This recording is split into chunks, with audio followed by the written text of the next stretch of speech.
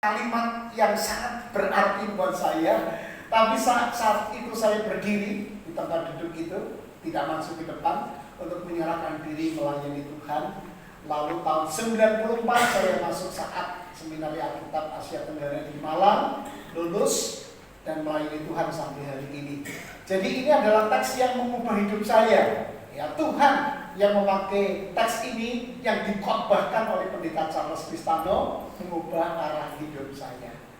Nah, saya hari ini hendak menyampaikan teks ini dan menguraikannya. Saya pun berharap kuasa Tuhan menaungi kita, bukan hanya bagi anak-anak muda yang usianya waktu itu seperti saya 21 tahun, 25 tahun ya, memanggil saudara untuk menyerahkan diri bagi pekerjaan Tuhan, tetapi juga berlaku juga bagi orang tua. Karena kisah ini juga kisah tentang orang tua usianya 80 tahun. Jadi Bapak Ibu yang belum 80 tahun jangan merasa tua, ya, karena Tuhan bisa panggil di usia tua kita saat ini untuk melayani Tuhan. Mari kita membaca firman Tuhan dari Keluaran pasal 3 ayat 1 sampai dengan ayat 12. Mari kita memperhatikannya, saya akan membacakannya. Ini adalah terjemahan baru 2. Jadi kalau Bapak Ibu masih terbiasa dengan terjemahan baru pertama, karena di tab kita, di HP kita semua masih TB1, ini TB2. Saya tulis ulang. Demikian firman-Nya. Musa mengembalakan kambing domba Yitro mertuanya imam di Midian. Ketika ia menggiring kambing domba itu ke seberang padang gurun, sampailah ia ke Horeb, gunung Allah. Lalu malaikat Tuhan menampakkan diri kepadanya di dalam nyala api yang keluar dari semak duri. Ketika ia melihatnya, tampaklah semak duri itu menyala, tetapi tidak terbakar. Musa berkata, "Baiklah, aku membelok ke sana untuk memeriksa penglihatan yang hebat itu. Mengapa semak duri itu tidak terbakar?" Ketika Tuhan melihat Musa membelok untuk memeriksanya, berserulah Allah dari tengah semak duri itu kepadanya, "Musa, Musa." Dan ia menjawab, "Ya, ini aku." Kalau di terjemahan pertama, "Ya Allah." Gitu ya. Jadi ini, "Ya ini aku." Kemudian ayat kelima. Lalu ia berfirman, "Jangan mendekat, lepaskanlah kasutmu, sebab tempat engkau berdiri itu adalah tanah yang kudus." Tuhan berfirman lagi, "Akulah Allah bapamu, Allah Abraham, Allah Ishak, dan Allah Yakub." Lalu Musa menutupi mukanya sebab ia takut memandang Allah. Ayat 7. Tuhan berfirman, "Sungguh aku telah memperhatikan kesengsaraan umatku di tanah Mesir. Aku telah mendengar teriakan mereka yang disebabkan oleh pengawas kerja paksa mereka. Sesungguhnya aku mengetahui penderitaan mereka."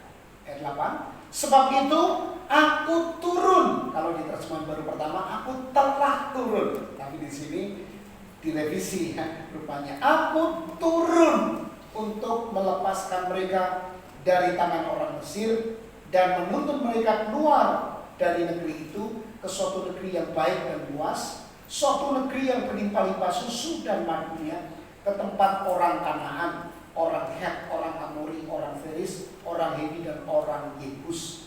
Sekarang teriakan orang Israel sampai kepadaku. Aku melihat juga betapa kerasnya orang Mesir menindas mereka.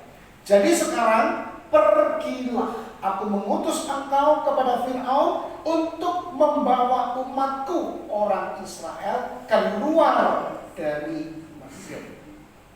Tetapi Musa berkata kepada Allah, "Siapakah aku ini, sehingga aku yang akan menghadap Fir'aun dan membawa orang Israel keluar dari Mesir?" Lalu firman-Nya, "Aku akan menyertai engkau. Inilah tanda bagimu bahwa aku yang mengutus engkau. Apabila engkau telah membawa bangsa itu keluar dari Mesir, kamu akan beribadah kepada Allah di gunung ini." Sampai di sana pembacaan Alkitab firman Tuhan. Berbahagialah orang yang telah mendengar firman Allah dan yang memeliharanya di dalam hatinya. Haleluya. Haleluya.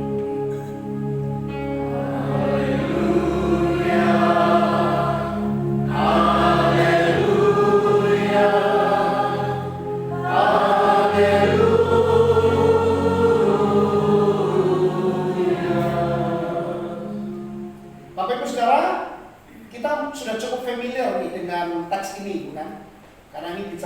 pemanggilan Allah kepada Musa untuk membawa umatnya, umat Israel yang ada di Mesir dalam perbudakan keluar menuju tanah yang dijanjikan. Jadi ini adalah panggilan Allah kepada Musa untuk menjadi pelayannya, menjadi pembebas bagi umat Israel yang tertindas di bawah penindasan bangsa Mesir. Nah, panggilan ini adalah panggilan pelayanan dalam rencana besar keselamatan Allah. Jadi ini bukan sekedar membawa Israel keluar dari tanah Mesir, tapi ini bahkan menjadi satu perjalanan sejarah keselamatan. Karena nantinya kita akan melihat Israel bahkan sebelumnya memang bangsa yang terpilih untuk melahirkan sang juru selamat yang nantinya akan menjadi pembebas yang sejati. Jadi Musa juga adalah tipologi, gambaran yang cukup jelas tentang Kristus yang akan datang, yang akan membebasnya umatnya dari perbudakan, bukan bangsa lain tetapi dosa. Jadi kisah ini menjadi begitu pentingnya, memiliki nilai keselamatan bagi umat, semua umat, bukan hanya Israel, termasuk bagi kita yang hidup pada saat ini. Nah, sayangnya kita tahu ceritanya.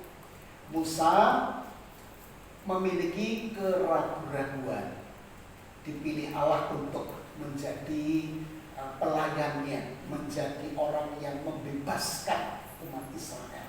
Dia ragu akan kemampuannya, dia ragu akan kesanggupannya, dia tidak percaya kemampuannya, kalau kita boleh katakan seperti itu ya.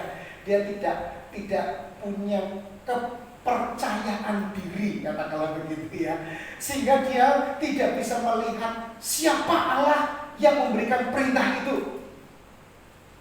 Akhirnya di dalam keterbatasannya dia bergumul dengan panggilan itu. Nah, sama seperti kita mungkin hari ini juga, atau kita selama ini ada di dalam satu pergumulan untuk memenuhi panggilan Allah ya, untuk kita semua, tapi kita sering merasa ragu, merasa tidak mampu, merasa tidak sanggup, apa iya tuh, apa aku bisa, dan lain sebagainya dan sebagainya. Nah, tetapi Bapak Ibu Saudara, sebelum nantinya kita akan melihat bahwa memang Musa dipakai Allah untuk melayani. Artinya gini, kalimat ini, sebelum Musa melakukan sesuatu bagi Allah, Allah ingin pada dasarnya Musa hidup bersama dengan Allah. Jadi kita tidak akan melihat nanti garis besarnya itu Musa diminta melakukan tugas semata, tapi Musa diminta lebih dulu mengalami relasi dengan Allah. Sebelum menjalankan tugas, Musa harus mengalami relasi yang benar dengan Allah. Nah, mari kita akan lihat beberapa kebenarannya, yang ada 3 hal yang akan saya uraikan kepada Bapak Ibu Saudara. Yang pertama, mari kita lihat. Mari kita baca bagian yang putih ini ya. Satu bersama-sama. 1, 2, 3. Allah sering memanggil kita justru di dalam rutinitas, kesederhanaan, bahkan kegagalan hidup. Dia tidak menunggu kita sempurna dulu. Tuhan tidak menunggu kita sempurna dulu ketika Dia memanggil kita. Allah memanggil kita justru ketika kita dalam keseharian kita.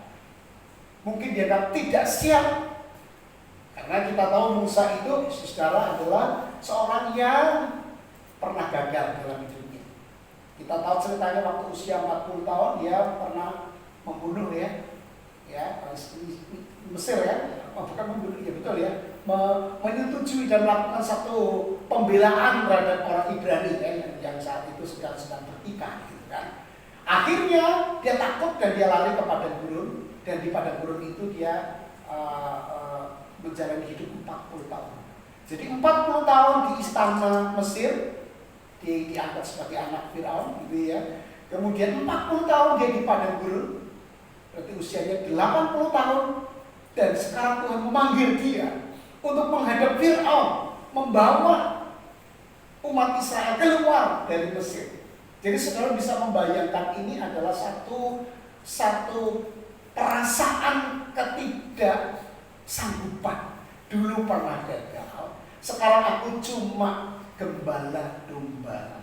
Aku kerja biasa, aku bukan pangeran lagi, aku ini penggembala domba. Aku pernah gagal dan aku ini seorang orang biasa, aku melakukan aktivitas biasa, kerja biasa. Tetapi Tuhan justru memanggil seorang yang sedang biasa-biasa saja dan di dalam keadaan masa lalu yang tidak terlalu hebat, orang yang biasa. Nah, jadi di sini kita belajar satu hal penting ketika Allah memanggil kita. Dia seringkali, acap kali memanggil kita itu dalam keseharian kita, dalam kesederhanaan hidup kita. Karena yang penting Allahnya, bukan kitanya. Allah memanggil kita dan Dia bermaksud memakai kita untuk pekerjaan Dia yang hebat. Jadi ini menjadi pelajaran penting buat kita. Tempat biasa bisa menjadi tempat yang luar biasa. Amin. Misalnya di kantor kita, Bapak Ibu bekerja di kantor, itu menjadi tempat yang menjadi luar biasa. Yang Tuhan bisa panggil Bapak Ibu melayani di sana, di area hidup. Atau misalnya saudara yang masih kuliah atau sekolah, tempat belajarmu itu menjadi tempat yang luar biasa, di mana Allah juga memanggil di situ untuk melayani Tuhan. Atau dapur ibu-ibu yang masak, ya, itu hal biasa, sederhana, tapi Tuhan bisa memanggil Bapak Ibu saudara dan menghendaki untuk mengalami satu pelayanan, terlibat di dalam pelayanan kepada Allah di lingkup hidup kita masing-masing. Allah peduli dengan rutinitas kita, tidak hanya di gereja, Bapak Ibu saudara, ya, tidak hanya di gereja, tapi di tempat di mana kita berada, di dalam seluruh aspek hidup kita. Allah itu peduli dan Dia ingin memanggil kita. Siap atau tidak siap? Saya dulu umur 21 tahun, ya, saya juga merasa tidak siap dengan panggilan itu. Ya, saya punya banyak keterbatasan. Salah satunya saya itu tidak sanggup berkata-kata panjang. Saya kalau ngomong pendek-pendek dan dengan merasa malu-malu, ya, karena memang sering malu-malu. Saya orang yang tidak percaya diri. Saya orang yang minder. Saya tidak berani ngomong di depan orang sampai hari ini. Kalau ada orang yang disuruh maju, saya duduk, saya lebih merasa gimana ini ya, gitu. Wes kamu aja, gitu, rasanya itu kurang pede ya. Tetapi Bapak Ibu saudara, ini adalah sebuah kesalahpahaman kita tentang pelayanan. Nanti saya akan jelaskan. Karena kita pikir bahwa pelayanan itu adalah sesuatu yang kita kerjakan untuk Allah. Padahal pelayanan sesungguhnya adalah apa yang Allah mau kerjakan melalui kita. Bukan kita bekerja untuk Tuhan, tapi Tuhan bekerja melalui kita. Jadi itu sebuah kesalahpahaman. Dan Dia panggil kita bisa saja di tengah keseharian kita ketika kita tidak siap. Kita belum sempurna. Jadi bagi anak-anak muda, jangan menunggu lulus dulu, sukses dulu, baru melayani Tuhan. Ya, Tuhan bisa panggil hari ini saat ketika saudara mendengar khotbah saya hari ini. Siapa tahu Tuhan sedang panggil. Ya, jangan keraskan hatimu, dengarkan suara panggilan itu, karena Tuhan memanggil kita tiap-tiap saat di tengah keseharian kesibukan kita masing-masing. Ini yang pertama, karena Allah peduli pada kita dan Dia ingin melibatkan kita dalam pelayanan. Yang kedua, ini menjadi sangat penting, yang menjadi fokus saya. Yang kedua, mari kita baca bersama-sama. Panggilan Allah selalu dimulai dari siapa Dia, bukan dari siapa kita. Dia adalah Allah yang kudus, tetapi juga Allah yang mau dikenal. Saudara perhatikan ketika Allah menampakkan diri kepada Musa melalui semak duri yang menyala tetapi tidak terbakar, ya kan? Kemudian Musa tertarik untuk melihat lebih dekat, gitu ya. Tapi Allah kemudian melarang dia meminta dia untuk menanggalkan kasutnya di situ. Karena apa? Allah tempat itu menjadi tempat kudus. Karena Allah yang hadir adalah Allah yang kudus. Allah yang kudus. Ya. Tetapi sekaligus Allah yang ingin dikenal dan berrelasi dengan Musa. Nah, karena itu kemudian Tuhan Allah memanggil Musa. Musa ini adalah panggilan personal, panggilan yang sangat pribadi. Kalau Bapak Ibu Saudara dipanggil namanya oleh seseorang yang mungkin baru pertama kali hadir, baru pertama kali bertemu, ya, itu saudara dianggap sebagai orang penting. Berharga. Tadi ada Ibu Indah, ya, Ibu Indah disuruh berdiri, ya itu sebetulnya adalah satu penerimaan. Kita ingin menjadi satu keluarga yang saling berrelasi, ada koneksi. Kita orang yang saling mengasihi. Jadi Musa dipanggil dengan nama. Nah, waktu itu Musa jawabnya here I am. Ini aku. Tapi tidak pakai ini aku Tuhan atau ya Allah, enggak. Itu terjemahan LAI yang pertama itu menerjemahkan berdasarkan konteks kekinian karena si penerjemah tahu Musa percaya kepada Allah. Tapi dalam konteks itu sebetulnya Musa belum tahu itu suaranya Allah. Gitu. Dia baru tahu setelah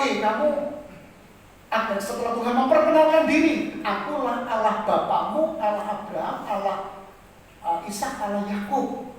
Setelah Allah memperkenalkan dirinya, baru dia tahu itu Allah. Lalu kemudian dia tahu Allah itu kudus, dia menutupi dirinya karena takut binasa ketika berhadapan dengan Tuhan Allah. Jadi Bapak Ibu Saudara, di sini kita akan belajar satu hal yang penting untuk kita cermati. Ketika bicara tentang pelayanan, ini bukan bicara tentang sesuatu yang kita kerjakan dengan kekuatan kita, dengan kemampuan kita, kesanggupan kita. Wah, aku bisa nyanyi, aku melayani. Aku bisa main musik, aku melayani. Itu berbicara tentang talenta, karunia yang memang diberikan Tuhan untuk digunakan. Tapi jangan lupa, pelayanan yang sejati, yang benar, itu harus dimulai dengan relasi dengan Tuhan. Allah memperkenalkan dirinya. Dia menganggap kita berharga. Kita harus berrelasi dengan Dia. Kita kenal Dia, baru kemudian kita melakukan bagi Dia. Ini yang seringkali salah paham. Ya, pelayanan kita pikir adalah sesuatu yang kita kerjakan. Kita mengerjakan bagi Dia. Tapi pelayanan itu selalu berdasarkan, bersumberkan relasi dengan Dia. Nah, di dalam pelayanan kenapa kok seringkali kita melihat misalnya keterkejutan kita ya, ada orang yang dulu melayani Tuhan dengan begitu luar biasa, tapi setelah itu pindah kota kok tidak lagi melayani, ya. Atau misalnya ada masalah sedikit, meninggalkan pelayanan, tidak lagi melayani Tuhan. Sangat mungkin karena dia tidak memiliki koneksi dengan Tuhan secara pribadi. Karena sumber kekuatan kita, sumber spirit kita, dorongan kita untuk terus melayani bagi Tuhan itu adalah Tuhan sendiri yang kudus, tapi dia ingin berrelasi dengan kita. Dia yang kenal kita, tapi juga ingin kita kenal Dia. Ada semacam relasi. Dan ini tidak bisa tidak kita jalani dalam kehidupan spiritual. Jadi saya bersyukur kalau Bapak Ibu sudah terlibat di dalam pelayanan. Tapi sekaligus saya ingin mengingatkan pentingnya relasi dengan Tuhan. Jangan sampai kita terjebak dengan aktivitas belaka, rutinitas pelayanan, tapi kita kehilangan spiritualitas yang benar, relasi dengan Tuhan. Saya juga waktu membaca bagian ini dan merenungkannya, saya kalau merenungkan firman itu kadang bisa jalan-jalan gitu ya, sambil mikir gitu ya. Itu kebiasaan saya di rumah jalan. Iya, saya terus langsung bicara, ditegur oleh Tuhan. Hati-hati ya kamu, kalau kamu hanya sekedar melakukan pelayanan, melakukan ini dan itu, yang memang orang merasa diberkati dengan pelayanan, kunjungan, mendoakan orang sakit, ya, berkhotbah, menyampaikan firman. Tapi kalau kamu kehilangan relasi dengan kamu itu kehilangan sesuatu yang berharga. Saya itu merasa tak ya Tuhan, saya juga bisa tergoda hanya sekedar melakukan aktivitas, tapi kehilangan relasi yang dikehendaki Tuhan. Nah, ini kesalahan Musa pada awalnya. Kan dia pikir ini harusnya dengan kekuatanku, aku harus bisa melakukan. Seandainya Tuhan memanggil aku dan Tuhan panggil aku, makanya aku merasa aku enggak. Siapakah aku? Siapakah aku? Nanti kita akan menjelaskan menggali lagi lebih dalam di bagian ketiga. Karena dia salah paham. Pikirnya pelayanan itu adalah apa yang akan aku lakukan. Tugas ini berat Tuhan. Yang Tuhan kehendaki adalah kamu berrelasi dengan aku. Itu dulu nomor satu. Nomor satu. Nah sekarang yang ketiga, yang terakhir. Mari kita baca. 1, 2, 3. Janji penyertaan Allah adalah jaminan satu-satunya dalam panggilan. Bukan kemampuan kita, tetapi kehadirannya yang mengubah segalanya. Puji nama Tuhan. Panggilan Tuhan untuk kita melayani itu bukan panggilan berdasarkan kemampuan kita. Bukan karena aku bisa nyanyi lalu aku melayani di gereja sebagai singer, sebagai WL. Bukan semata-mata itu.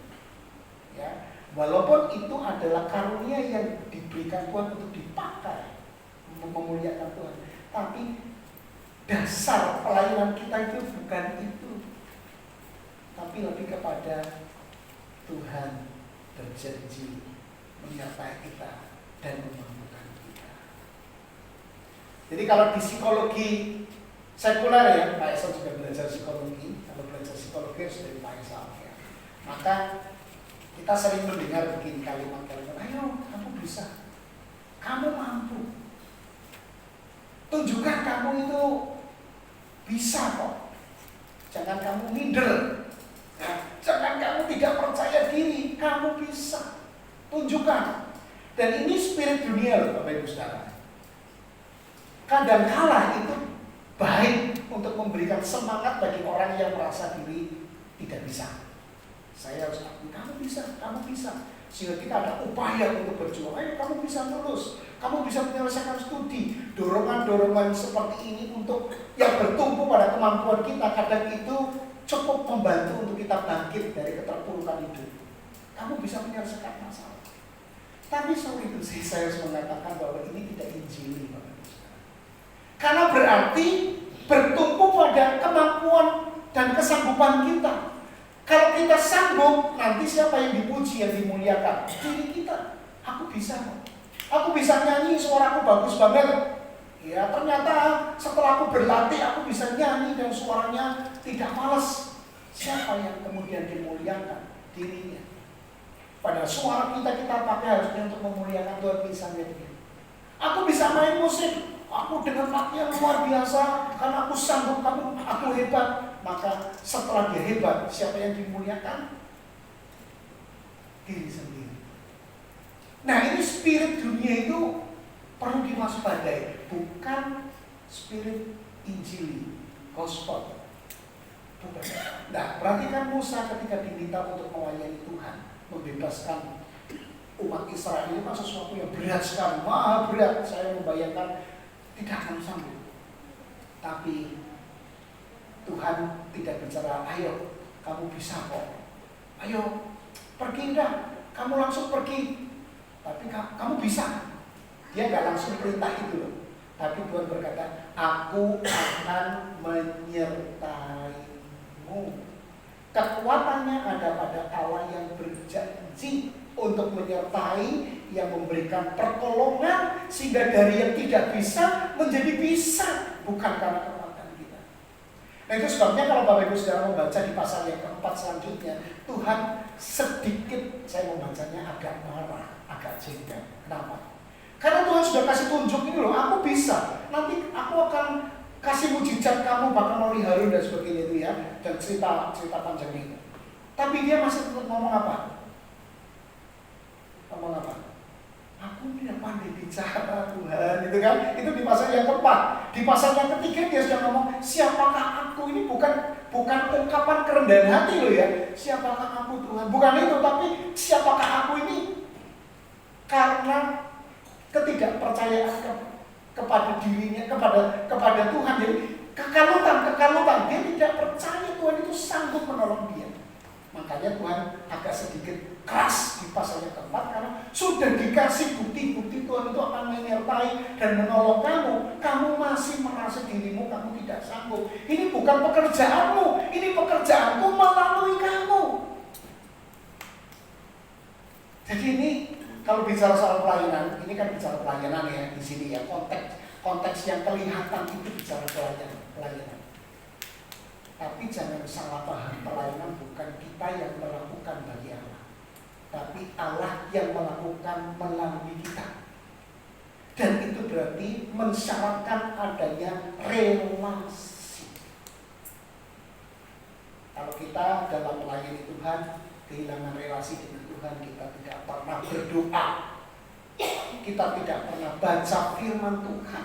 Dua sarana sederhana, tetapi itu menjadi satu sarana yang begitu powerful karena Allah ingin berbicara kepada kita melalui keduanya.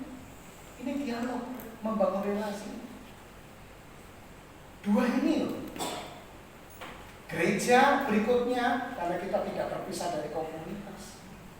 Jadi kita itu harus memiliki satu relasi dengan Tuhan dulu sebelum kita melakukan sesuatu bagi Allah. Kadang orang itu ditakut-takuti ya, diintimidasi. Ayo kamu melayani Tuhan. Kalau enggak nanti kamu udah diberkati. Nah, sekarang kamu kena musibah kan? Itu karena kamu sudah pernah dipanggil Tuhan tapi tidak melayani. Itu kalimat-kalimat ini kelihatannya itu membangun semangat melayani, tapi itu intimidasi yang tidak injil. Karena kalau kita kemudian melayani Tuhan, kita karena takut dihukum, takut tidak diberkati. Lalu kalau kita melayani Tuhan, kita berharap Tuhan memberkati kita. Salah. Melayani itu harus dibangun berdasarkan relasi dengan Tuhan. Nomor satu. Nah sekarang bagian yang terakhir kita akan melihat apa sih tujuan pembebasan umat Israel pada akhirnya. Kita next lihat ini, kalimat ini kita baca bersama-sama. Next. 1, 2, 3. Tujuan akhir pembebasan Israel adalah kamu akan beribadah kepada Allah di gunung ini. Kalimat selanjutnya.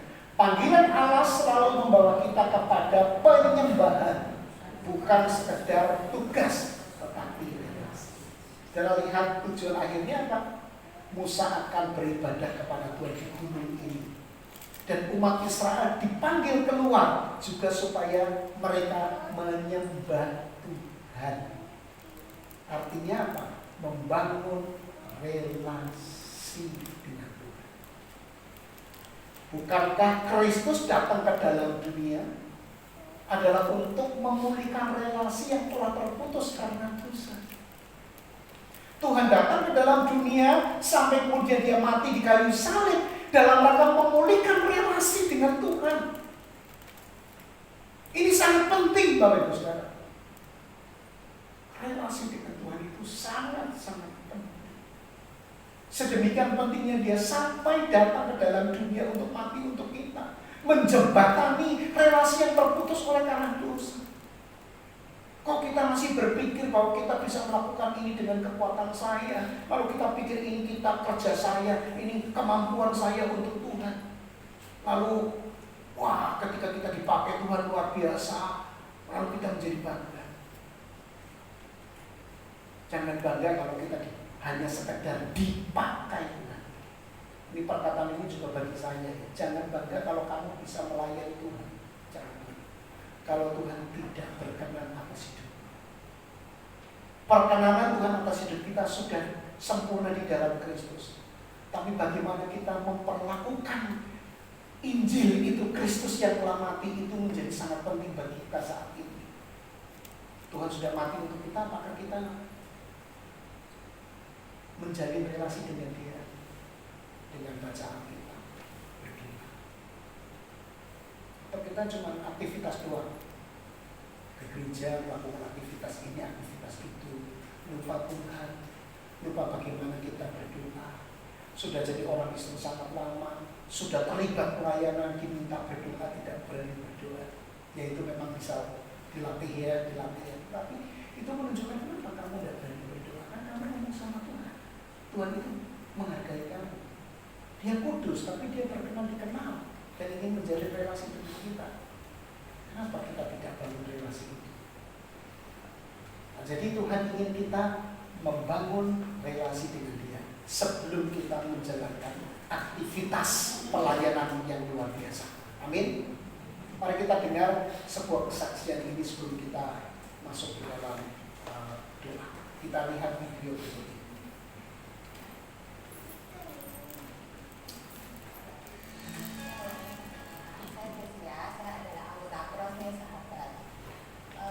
Semenjak saya bergabung dalam komunitas di Gereja Stadion, saya mengucap syukur karena saya semakin lebih bersemangat lagi dalam bersaat teduh. Saya merasa ada pertumbuhan rohani di dalam hidup saya.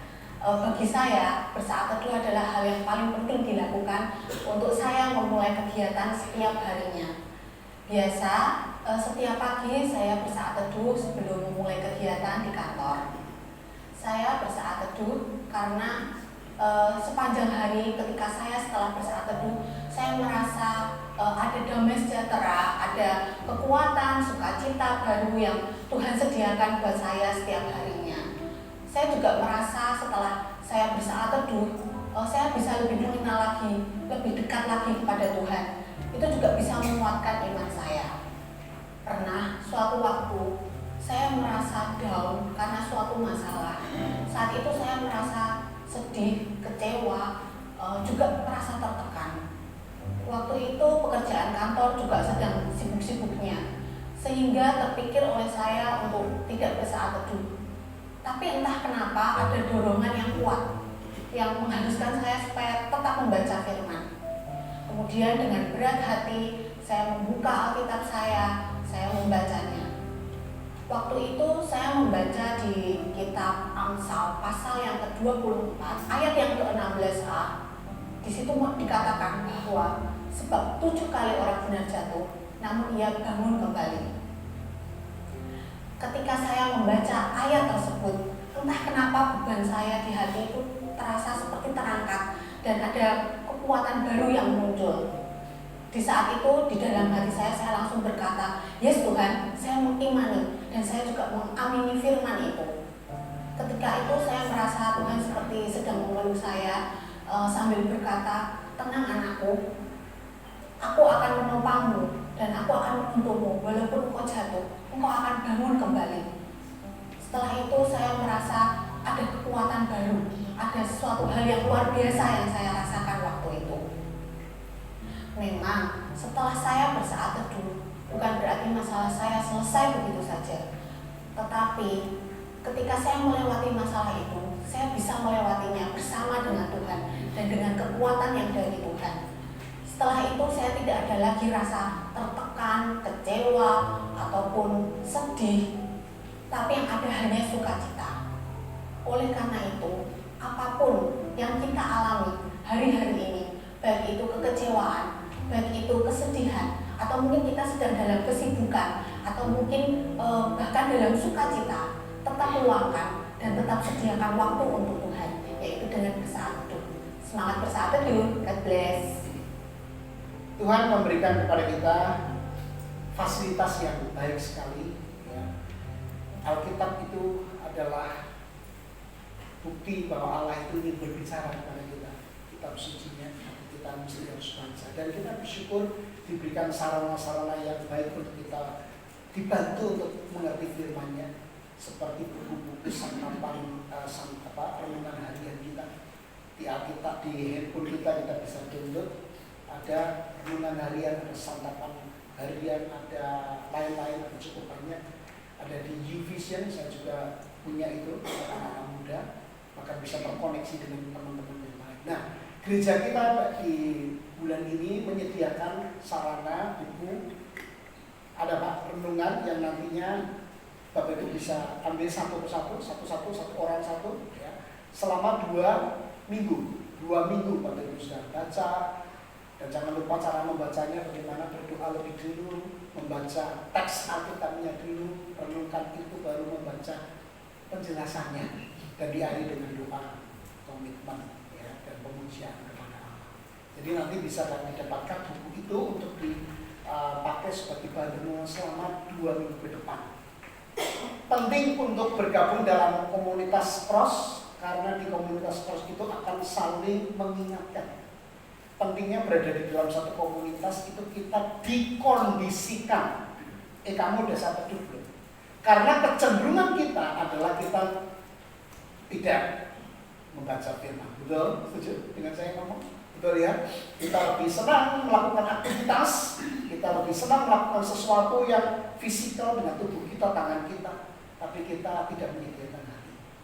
Jadi pentingnya untuk saling mengingatkan, dan cross leader penting untuk mengingatkan. Ayo saat teduh dan sharing saat teduh. Itu dikondisikan supaya menjadi kebiasaan rohani kita yang baik dalam menjalin relasi dengan Tuhan. Nah, mari kita jadikan ini sebagai satu kebiasaan rohani yang baik, membangun relasi dengan Tuhan. Tahun ini, sepanjang tahun ini kita juga akan mewujudkan budaya gereja, yaitu membangun relasi dengan Tuhan dan relasi dengan sesama yang mungkin sudah pernah dijelaskan minggu yang lalu. Ya. Tuhan memberkati. Mari kita berdoa. Tuhan, terima kasih kami boleh mendengar firman-Mu. Kami tahu Tuhan, panggilan-Mu tidak mudah kami lakukan jika itu dengan kekuatan kami.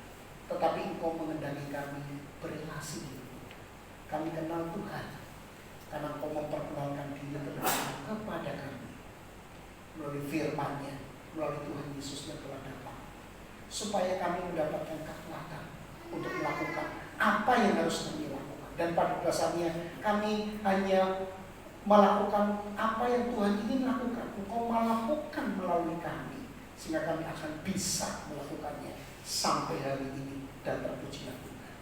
Terima kasih untuk teman-teman yang sudah melayani. Kiranya hati mereka terpuji, terarah kepada Tuhan, tidak kehilangan relasi, hanya sekedar aktivitas. Tuhan tolong supaya mereka membangun kebiasaan membaca firman, merenungkannya, berdoa dengan rutin tiap-tiap hari. Kami juga berdoa untuk mereka yang selama ini mungkin belum melakukan apa-apa bagi Tuhan sebagai ucapan syukur. Bila mereka melalui satu komitmen hari ini, mau dipakai Tuhan di dalam hal yang terkecil, di dalam rumah tangga, di dapur mereka, di tempat kerja mereka, di sekolah mereka, mereka melayani Tuhan. Tuhan memanggil dalam keseharian mereka, panggilan dengan penyertaan, panggilan untuk berelasi dengan Tuhan, dan itu akan dikerjakan dengan sukacita, bukan dengan ketakutan. Terima kasih Bapak. Berkati umat-Mu di sini, anggota jemaat Pos Lamongan Indah ini, dengan Pak Yesus sebagai hamba Tuhan yang melayani di sini. Kami ditolong Tuhan semuanya untuk bertumbuh lewat kegiatan-kegiatan yang ada. Tuhan berkati agar kami juga semakin dimampukan untuk bersaksi bagi tetangga kami, bagi lingkungan kami, supaya gereja ini dikenal dan orang mengenal Tuhan lewat gereja ini, dan mereka bergabung menjadi bagian dari keluarga. Terima kasih Tuhan Yesus, terima kasih. Kami mengucap syukur, kami berdoa di dalam nama Tuhan Yesus Kristus. Amin.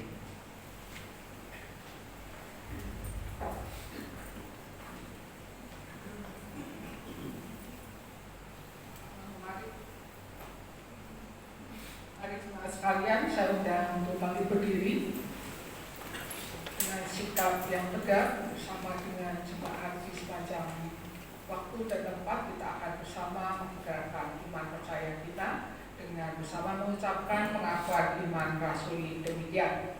Aku percaya kepada Allah, Bapa yang Maha Kuasa, Khalik langit dan bumi, dan kepada Yesus Kristus, Anak yang tunggal Tuhan kita, yang dikandung dari Roh Kudus, lahir dari anak darah Maria, yang menderita sengsara di bawah pemerintahan Pontius Pilatus, disalibkan, mati dan dikuburkan, turun ke dalam kerajaan Allah. Pada hari yang ketiga, bangkit pula dari antara orang mati, naik ke surga, duduk di sebelah kanan Allah, Bapa yang Maha Kuasa, dan dari sana Ia akan datang untuk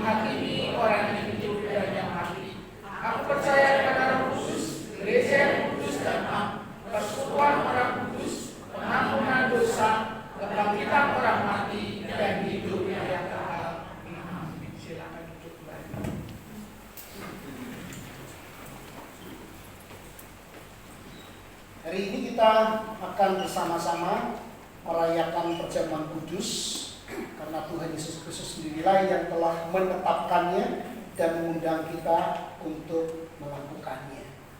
Dan kita telah memulainya dengan pengakuan iman karena ini menjadi satu kelanjutan. Perjamuan kudus ini diperuntukkan bagi saudara, bagi kita semua yang telah mengaku percaya dan dibaptiskan atau mengaku sidi sebagai orang dewasa.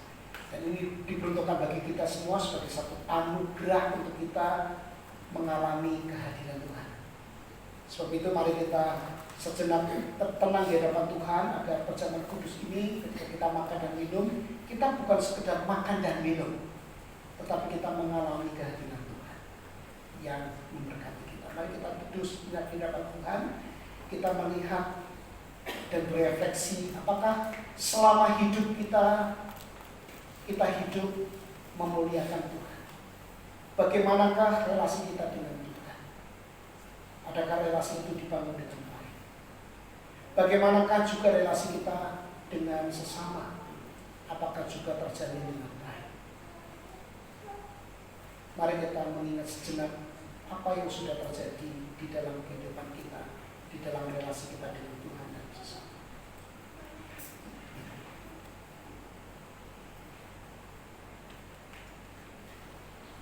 Di hadapan Tuhan mari kita mengaku bahwa kita tidak pernah sempurna dan bahkan selalu gagal dengan kekuatan kita. Tetapi Tuhan beranugerah, anugerahnya melampaui dosa kita. Anugerahnya lebih besar daripada dosa yang kita lakukan. Dan Dia ingin menjalin kembali relasi dengan kita. Dan buktinya Tuhan telah mati untuk kita, supaya kita menjalin relasi kembali dengan Tuhan. Perjamuan kudus yang mengingatkan kita akan pengorbanan Kristus menjadi sarana yang mengobarkan cinta kita kembali kepada Tuhan, karena Tuhan sudah mencintai kita lebih dulu. Berdoa untuk kesiapan hati.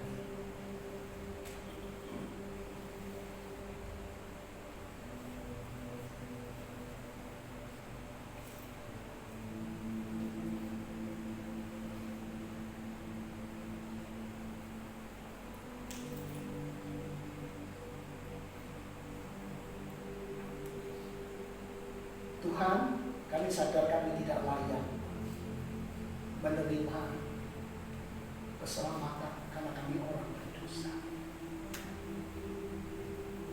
Tapi karena Engkau begitu mengasihi kami, sehingga kami diselamatkan oleh Tuhan. Hanya kesadaran akan anugerah yang besar ini akan menolong kami untuk hidup penuh syukur, tidak di dalam ketakutan. Kami ingin melayani Tuhan, memberi hidup, tapi dengan lebih dulu kami menjalin relasi dengan Tuhan. Kiranya lewat perjamuan kudus ini kami mengalami kehadiran yang telah menyelamatkan kami, kehadiran yang tetap menolong kami untuk melakukan hidup bagi Tuhan. Inilah doa kami. Di dalam nama Tuhan Yesus kami berdoa. Amin.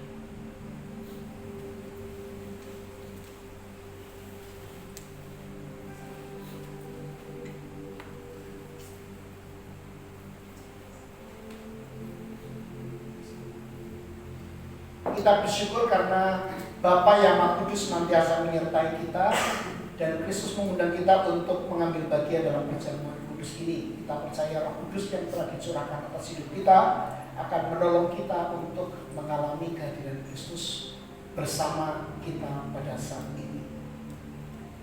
Kristus pada malam waktu Ia diserahkan mengambil roti dan sesudah itu Ia mengucapkan syukur atasnya. Ia memecah-mecahkan roti itu dan berkata, inilah tubuhku yang diserahkan bagi kamu. Perbuatlah ini menjadi peringatan akan aku. Kristus yang juga mengambil cawan sesudah makan, lalu berkata, cawan ini adalah perjanjian baru yang dimeteraikan oleh darahku. Perbuatlah ini setiap kali kamu meminumnya, menjadi peringatan akan aku. Sementara roti dan air anggur ini dibagikan, Bapak Ibu juga tetap berdoa dalam keteduhan untuk bisa mengalami kehadirannya.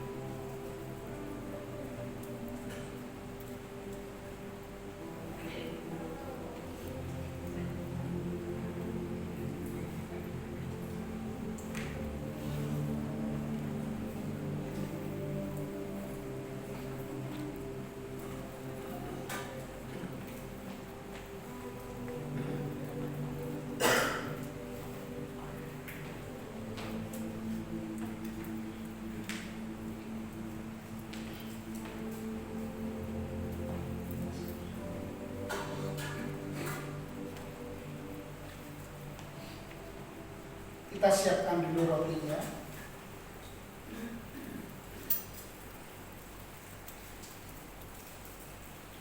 Kita buka bagian atasnya lebih dulu. Kita angkat. Kita ingat dan percaya bahwa tubuh Tuhan kita Yesus Kristus telah diserahkan bagi keselamatan kita. Makanlah dengan syukur.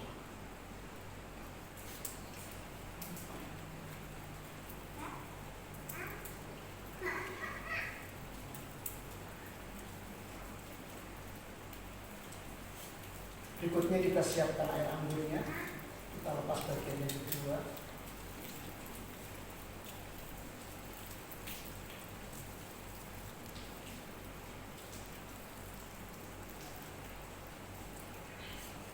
Kita angkat. Kita ingat dan percaya bahwa darah Tuhan kita Yesus Kristus telah dicurahkan bagi keselamatan dunia. Minumlah dengan syukur. Berdoa lagi dalam hati. Tuhan, terima kasih. Terpujilah nama-Mu yang telah menyelamatkan kami. Terima kasih untuk anugerah ini. Dan yang Kau terus memampukan kami hidup bagi Engkau melalui seluruh pelayanan yang dapat kami kerjakan dalam hidup kami. Terima kasih Bapak. Dalam nama Tuhan Yesus kami berdoa, kami mengucap syukur. Amin. Plastik-plastik bisa dikumpulkan kembali.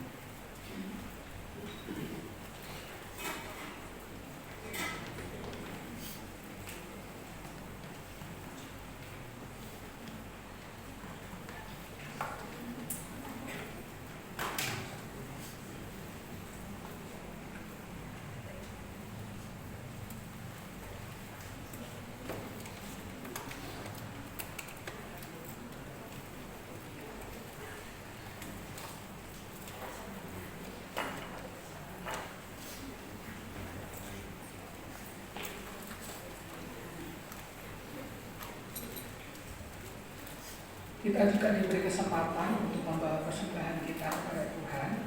Nah, persembahan terambil dari Keluaran pasal 35 ayat yang ke-21. Sesudah itu datanglah setiap orang yang tergerak hatinya, setiap orang yang terdorong jiwanya, membawa persembahan khusus kepada Tuhan untuk pekerjaan melengkapi kemah pertemuan dan untuk segala ibadah di dalamnya dan untuk pakaian kudus itu. Persembahan nanti dapat dikumpulkan dalam kotak persembahan setelah ibadah ini selesai. Kita tunggu sebentar ya, masih mengumpulkan.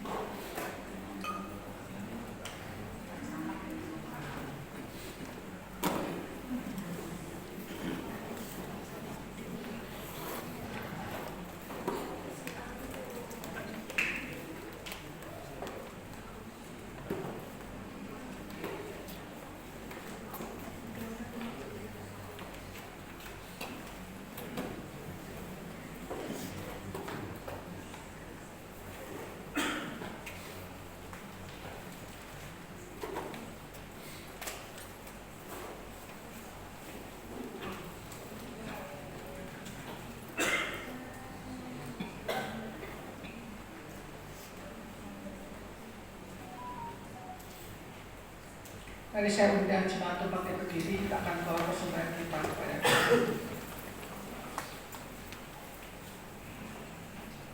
Bapa yang Maha Baik, kami bersyukur Tuhan untuk kasih-Mu yang begitu besar di dalam hidup kami.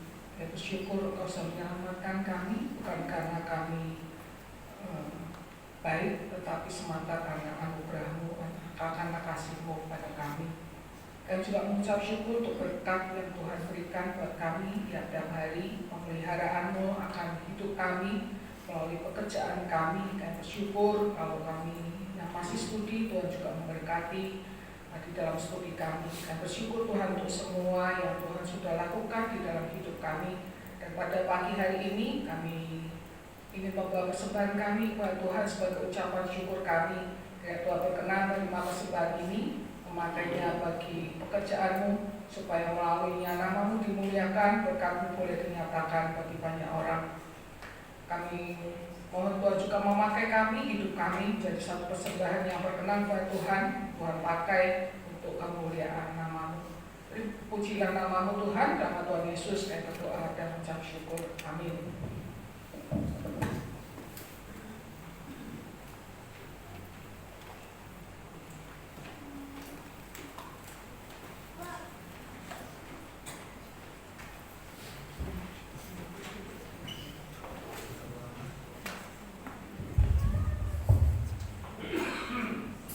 Sungguh luar biasa firman yang telah disampaikan bagi kita semua, dan terus terang juga membuka satu pemahaman baru bagi saya secara pribadi.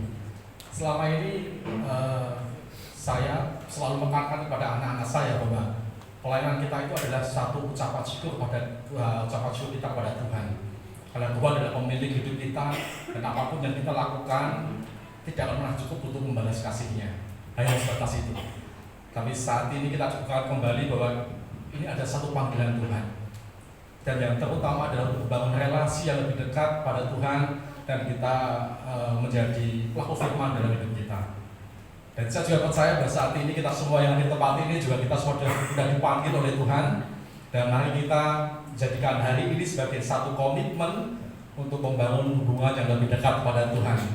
Jangan pernah takut untuk menanggapi, untuk merespon hubungan panggilan Tuhan pada kita semua, karena Dia yang telah memanggil kita di setiap jalan kita, di setiap hidup kita. Tuhan akan menyediakan petunjuk dan kasih yang tidak pernah meninggalkan kita semua. Amin, saudara.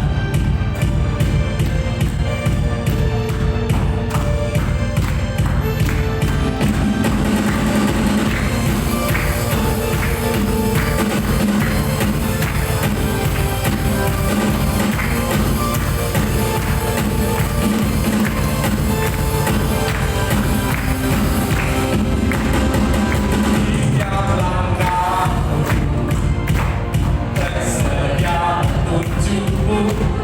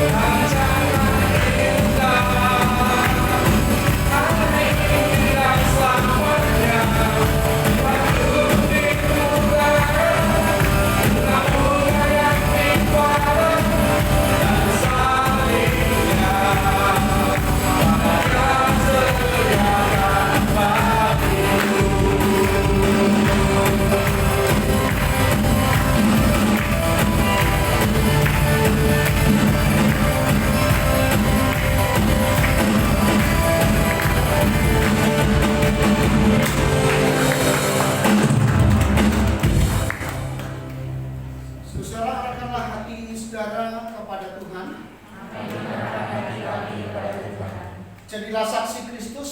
Syukur kepada Allah. Terpujilah Tuhan. Kini dan selamanya. Dan sekarang terimalah berkatnya. Tuhan memberkati engkau dan melindungi engkau. Tuhan menyinari engkau dengan wajah-Nya dan memberi engkau kasih karunia. Tuhan menghadapkan wajah-Nya kepadamu dan memberi engkau damai sejahtera. Amin.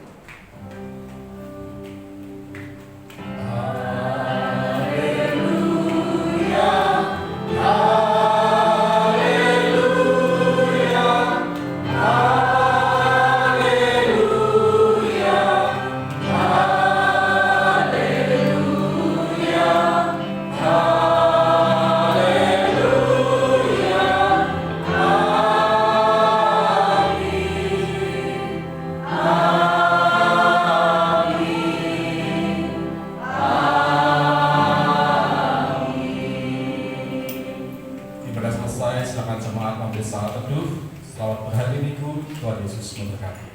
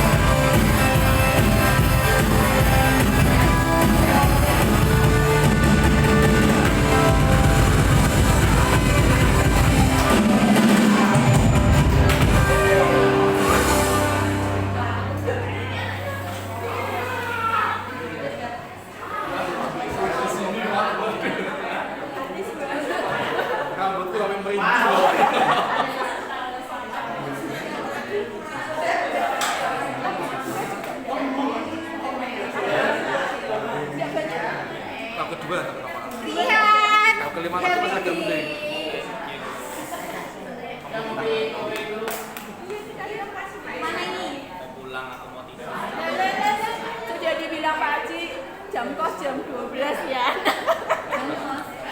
Kita mulai kosong jam 12. Data sampai kita terlambat. Kan kita menghargai jejak sekarang kita nggak bisa. Happy birthday to you.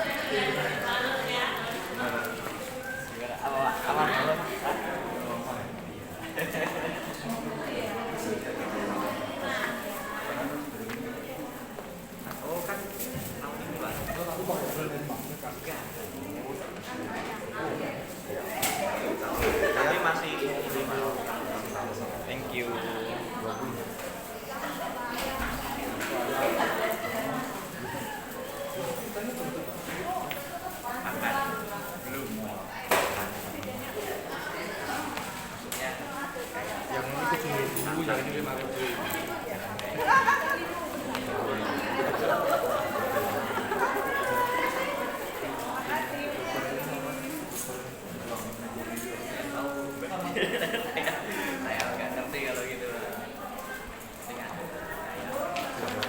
pilihan. Insting sampai kan situ. Waduh,